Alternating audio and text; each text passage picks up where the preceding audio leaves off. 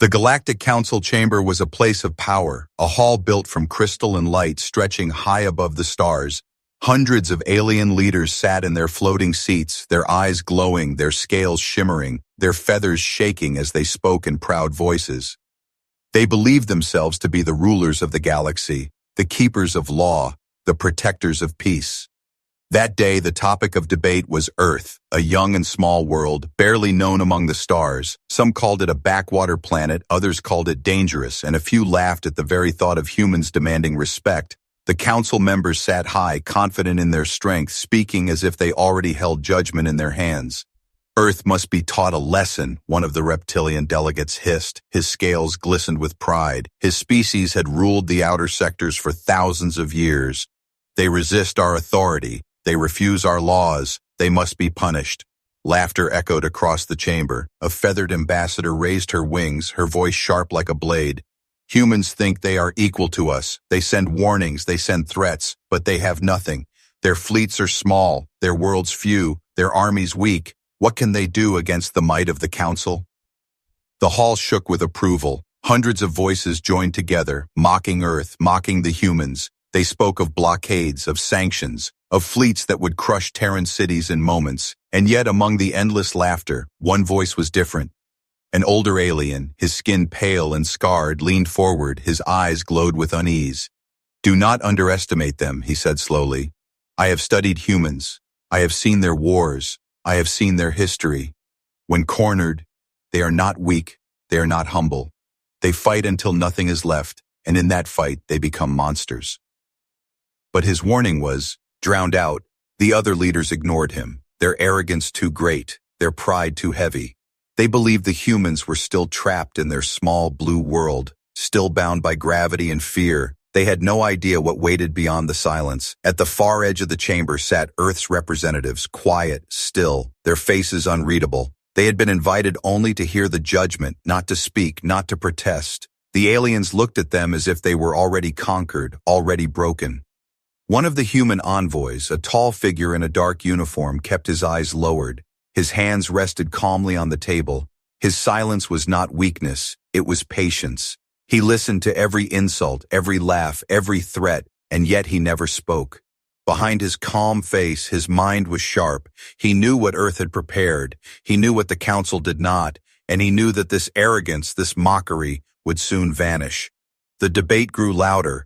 The reptilian delegate slammed his claws against the table, demanding fleets be sent at once, demanding warships surround Earth. Others shouted for heavy sanctions, for the destruction of Terran colonies, for the humiliation of humans before the galaxy. The chamber thundered with noise. Still, the humans did not speak. Their silence began to spread a strange feeling across the room. At first it was ignored, then it became unsettling. For all their laughter, the council could not shake the feeling that the humans were not afraid. Finally, the council leader, a massive creature with 6 glowing eyes, raised his hands and silenced the hall. His voice rolled like thunder. "The decision is clear. Earth will face punishment.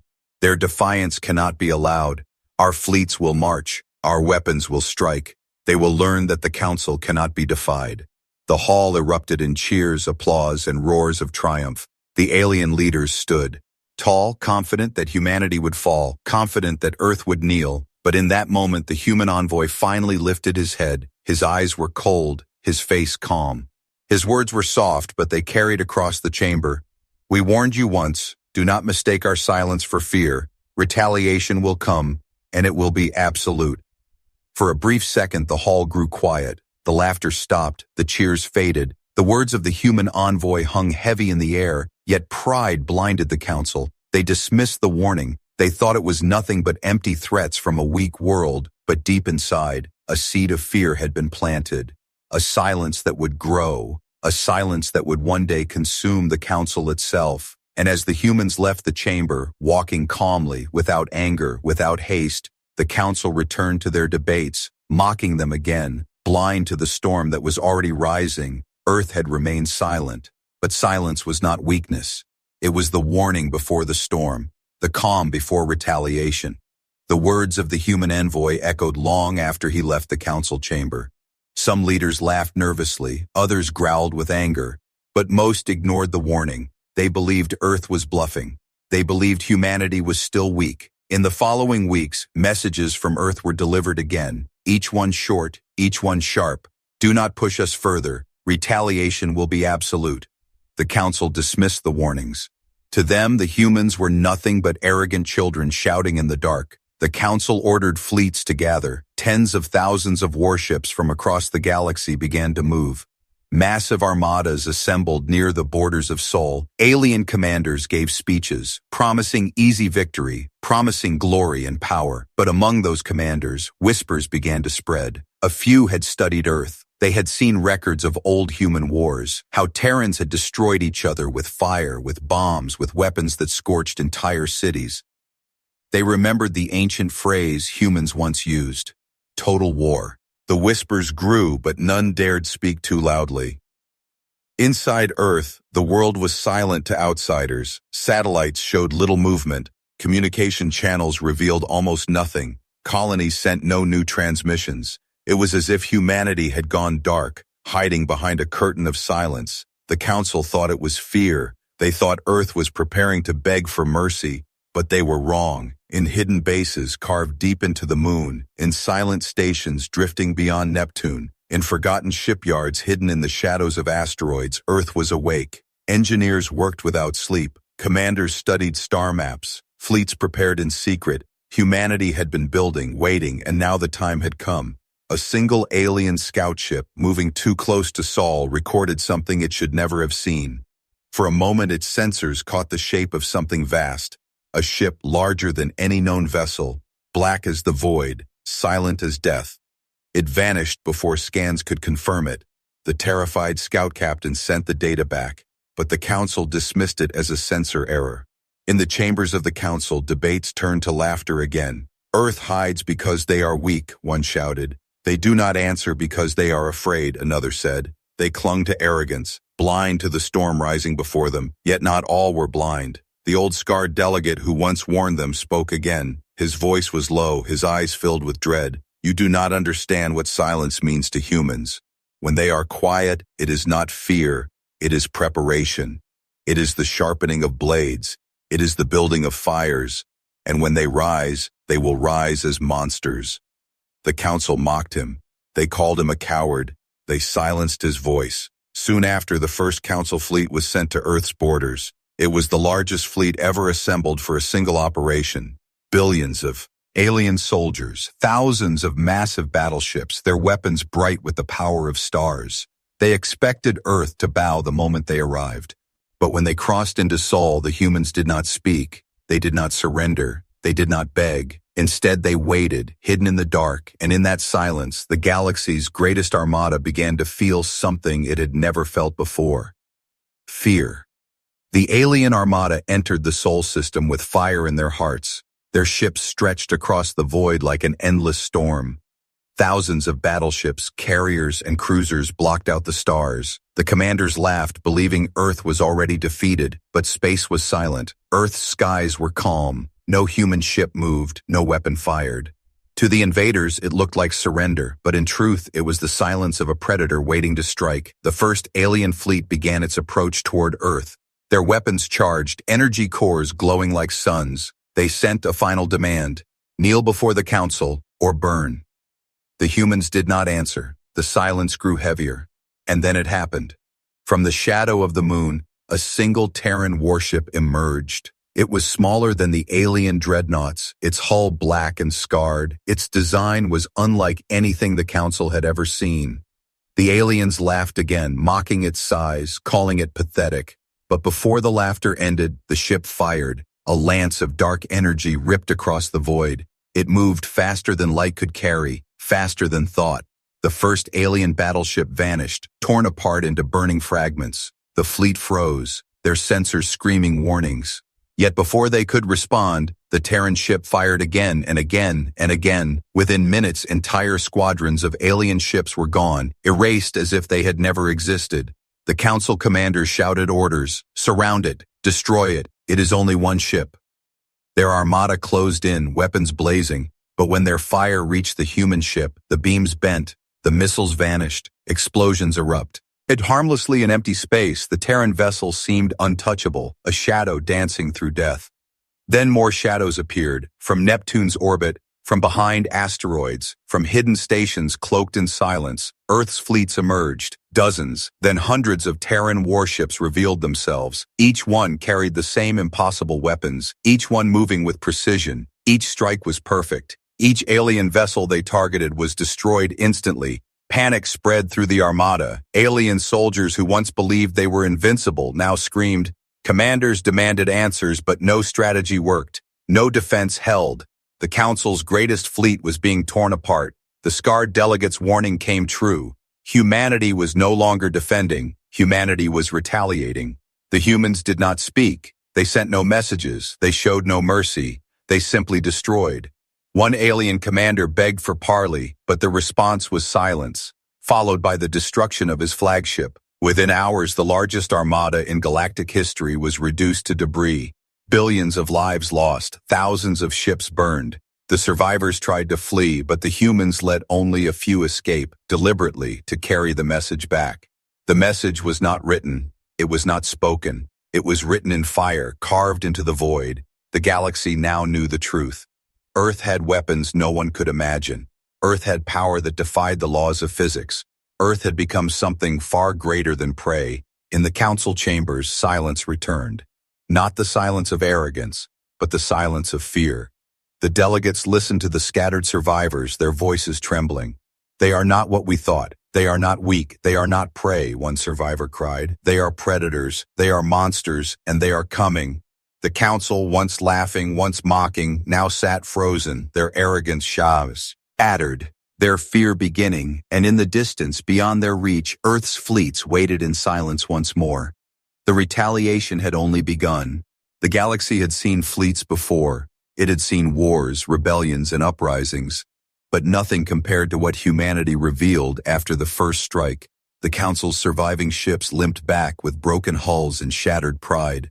They whispered of weapons that bent reality, of shadows that destroyed entire squadrons in seconds. Many in the Council refused to believe the reports. They called them exaggerations born of fear.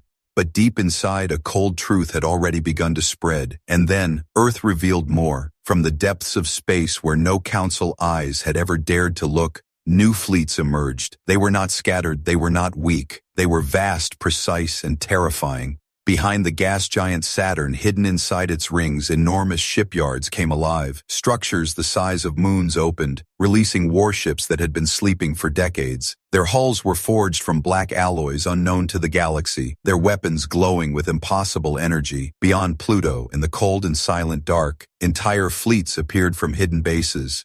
They had been cloaked in shadows, invisible to every alien sensor. For centuries, Earth had built in secret, hiding from the Council's arrogant eyes. And now they were ready. Each ship carried strange markings, words written in old human languages, Latin, Greek, Arabic, Mandarin, names of gods, names of monsters, names of storms. The aliens who saw them felt a shiver. They realized these were not simple machines, they were symbols of humanity's hunger for survival. The Council gathered again in panic, their leaders shouted across the chamber. Some demanded peace, others demanded more fleets. But the scarred elder stood once again, his voice shaking. Do you not see? Do you not understand? This was never defense. This was never desperation. They were preparing all along. They have been waiting for the day we mocked, them, and now we are living in their plan. The chamber went silent. For the first time, the Council felt powerless. In the void, human fleets moved like predators in the night. They did not rush, they did not panic. They advanced with calm, cold precision. Every time the Council tried to regroup, their communications failed, their supply lines shattered. Every weapon they sent was neutralized before it reached its target. A single human broadcast cut through the silence. It was not a demand, it was not a plea, it was a warning delivered in a calm voice. We told you once, do not push us. You would not listen, now you will. The galaxy trembled. Alien worlds that once mocked Earth now feared even speaking its name. Stories spread like wildfire, tales of ghost fleets, of dark matter weapons, of warships that swallowed entire suns. The truth grew larger than reality itself, and fear magnified it. The Council, once untouchable, now stood on the edge of collapse. They had poked a sleeping predator, and the predator had awakened, and somewhere, in the quiet of deep space, humanity prepared the next strike. The Council had believed humanity would only defend. They thought Earth would fight only when cornered, strike only when threatened. But they were wrong. Humanity did not stay in Seoul. Humanity did not wait. Humanity advanced. The first wave of Terran warships slipped beyond the borders of the solar system. They entered alien space with no warning, no announcement, no declaration. They appeared like shadows, and when they left, entire stations were gone. Council military outposts lit up with alarms. Commanders shouted in panic. They expected small raids. They expected desperate strikes. But what they faced was something far more terrifying. Humanity was not just retaliating. Humanity was dismantling. At the edge of Council space, great shipyards burned. Structures that had taken centuries to build vanished in seconds. Communications arrays shattered into silence. Fleets that had not yet launched were erased before their crews could even board. Every strike was perfect, precise, cold. There was no waste, no hesitation, no mercy. Human warships moved like hunters, each attack crippling the Council's ability to fight back. And still, humanity remained silent. They sent no speeches, no threats, no demands. Only their weapons spoke, and their weapons spoke with fire. Entire sectors fell dark. Alien civilians looked at the stars with dread. Whispers spread across marketplaces, across temples, across homes. The humans are coming. They will not stop. Parents silenced their children at the mention of Earth. Elders prayed to gods that had no answers. The Council tried to respond. They gathered second and third fleets. They called upon allies from distant arms of the galaxy. But wherever they sent ships, humanity had already been there. It was as if the Terrans could see the Council's plans before they were even made. Alien commanders began to ask a single question, whispered in fear. How do they know? How do they see us before we see them? The answer was more horrifying than they imagined. Hidden deep within alien networks, human intelligence was already there. Every code broken, every defense shattered. For years, humanity had been watching, listening, learning. They knew the Council better than the Council knew itself. The retaliation was no longer about defense. It was punishment. It was a lesson written in fire across the stars. On one Council core world, citizens looked up to see human warships descending from orbit, not with the roar of invasion, but with the silence of judgment. The Terran vessels struck only military targets, only weapons of war. But the message was clear. You are not safe, not anywhere. The Council chamber grew more desperate by the hour. Leaders who once mocked humanity now begged for peace. But their pleas were swallowed by the silence of Terran fleets, and in that silence, too, the galaxy began to change. No longer was Earth seen as prey. No longer were humans ignored. They had become the shadow every world feared, the fire every fleet could not withstand. The retaliation expanded, striking deeper, sharper, faster. Humanity was not stopping. Humanity was rewriting the balance of power with every blast, every vanished fleet, every broken world, and still, no words, no mercy, only silence. The silence of predators. The Galactic Council chamber had never been so quiet. Once it was filled with laughter, arrogance, and endless speeches. Now it was filled only with silence and fear. Every wall of the chamber flickered with holograms of disaster. Sector after sector burned in red. Fleets destroyed, worlds cut off, communications blacked out. The proud map of Council power had turned into a graveyard of silence. The leaders sat frozen in their seats. Their voices were gone, their pride gone. They stared at one another with wide, fearful eyes. No one dared to speak first. At last, one delegate whispered, his voice shaking, "We cannot stop them. We cannot fight them. They know our fleets. They know our secrets. They know everything." Another slammed his claws on the table, his scales trembling. "Then we must beg. We must kneel. Better shame than death." His words spread through the chamber like poison. Once they mocked Earth for weakness. Now they debated surrender, but no human envoy was present this time. The Council had sent messages, desperate calls for negotiation. Every channel was opened, every frequency screamed into the void. Humanity never answered. The silence was worse than any threat. worse than any speech. Silence meant judgment. Silence meant the predators were not done.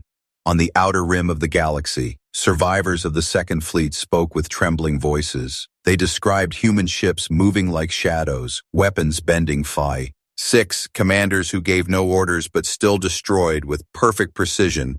Their words shook the chamber. We did not fight a fleet. We fought a storm. We fought death itself, and death wore the face of humans. The scarred elder, the one who had warned them from the beginning, rose once more. His voice was heavy, like a prophecy fulfilled.